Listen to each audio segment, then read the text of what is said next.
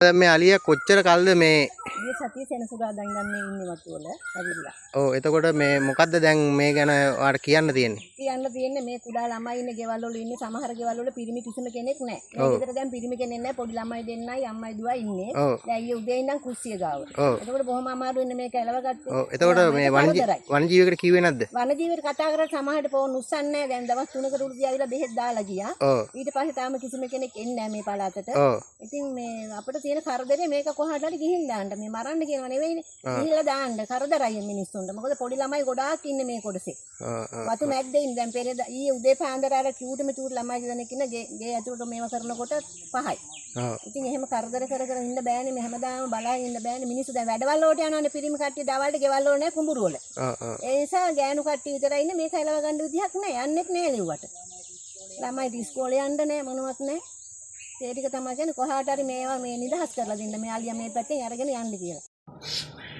ඇත්තටම අද කතා කරන්න යන්නේ ලොකු කාලයක් තිස්සේ ඇතිවිච්ච ලොකු ප්‍රශ්නයක් ගැන. මෙයා වන අලියෙක්. මෙයාට ඉස්සරෝම වෙඩි වැදිලා තිබුණේ මනම්පිටිය ප්‍රදේශයේදී. ඒ වෙඩි වැදිලා ප්‍රතිකාර කරලා මාස ගානකට පස්සේ දැන් ආයෙත් පැලෑටියාව කියන ගම්මානයේ ආශ්‍රිතව මෙයා සැරිසරනවා. එතකොට මේ ඉන්න වෙලාවෙත් වනජීවියෙක්ගෙන් දෙපාරක් බෙහෙත් කරලා තියෙනවා. ඒත් මෙයාව සුවාතට හැරෙයිද කියන කාරණාව නම් විශ්වාස කරන්න බැරි වුණත් දැන් ගමේ මිනිස්සුන්ට මහ විශාල කරදරයක් වෙලා තියෙනවා. ඒකට හේතුව තමයි මෙයා මිනිස් ශාස්ත්‍රයෙන් එළියට යන්නේ නැහැ. ඒකට හේතුව තමයි මෙයාට ගොඩක් ඇවිදින්න බෑ. කකුලේ ඩැමේජ් එකක් තියෙනවා. කකුලේ වෙඩි පාරවල් දෙක තුනක් තියෙනවා. ඇඟෙත් තියෙනවා වෙඩි පාරවල් දෙක තුනක්. එතකොට මෙයාගේ පිටකොන්දට පහලින් ඉස්සරහා වම් පැත්තේ ලොකු ගෙඩියක් තියෙනවා බඩේ. එතකොට මෙයාට ප්‍රතිකාර කරලා තියෙනවා දැන් දෙතුන් වතාවක් තුන් හතර වතාවක් මා දන්න විදිහට තුන් හතර වතාවක් බෙහෙත් කරලා තියෙනවා.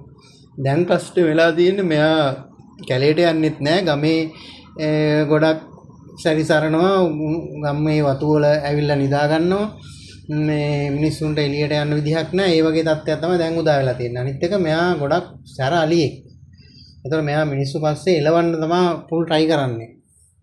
ඉතින් මේකෙන් අපිට ඉගෙන ගන්න තියෙන පාඩම තමයි වනජීවියෙකුට වනාලියෙක් තුවාල වුණාම වනජීවියෙකින් එන්නේ නැහැ බෙහෙත් කරන්නේ නැහැ කියලා වනජීවියෙකුට බැන බැන ඉන්නවට වැඩිය හොඳයි ගමේ ගම්වල අනවසර ගිනියාවි. ඒ කියන්නේ බඳින කඳන් සහ කොටන තුවක්කු ඒ වගේ තමයි මේ අලින්ට වෙඩි තියන්නේ. එතකොට මිනිස්සුන් කරපු අපරාධ මිනිසුන් පස්පසම අඹාවෙත් මිනිසුන්ටම දඩුවම් ලබා දෙන වගේ සිද්ධියක් තමයි මේක.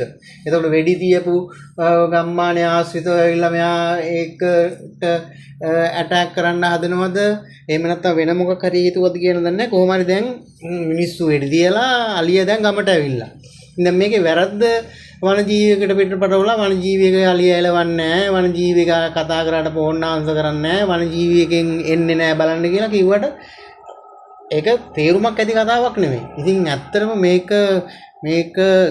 පැහැදිලි කරන්න ගියාම මිනිස්සුත් එක්ක ලොකු ප්‍රශ්න ඇති වෙනවා. ඉතින් මට කියන්න තියෙන්නේ මේ ගම්මානවල ඉන්න මිනිස්සු අනවසර ගිනියාවි භාවිතා කරන පුද්ගලයෝ හොඳට දන්නවා. එතකොට මේ වගේ අනවසර ගිනියාවි තියෙන තුවක්කු බඳින මස් මරණ සත්තු මරණ කැලේ තුවක්කු අරන් කැලේ ඇවිදින අය ඉන්නවනම් පොලිසියට හරි වනජීවියකට හරි එහෙම නැත්නම් STF එකට හරි කතා කරලා ඉවරලා අල්ලලා දෙන එක තමයි කරන්න ඕන හොඳම වැඩේ. එහෙම නැතුව මේ සතෙක් වෙඩි වැදිලා තුවාල වෙලා වැටුනහම වනජීවියකට බැන බැන සහ වනජීවියකට මේ එන්නේ නැහැ කියලා කතා කරලා මේ වනජීවියකට දොස් කියනට වැඩිය ඒක තමයි කරන්න ඕන හොඳම දේ කියලා තමයි මම හිතන්නේ.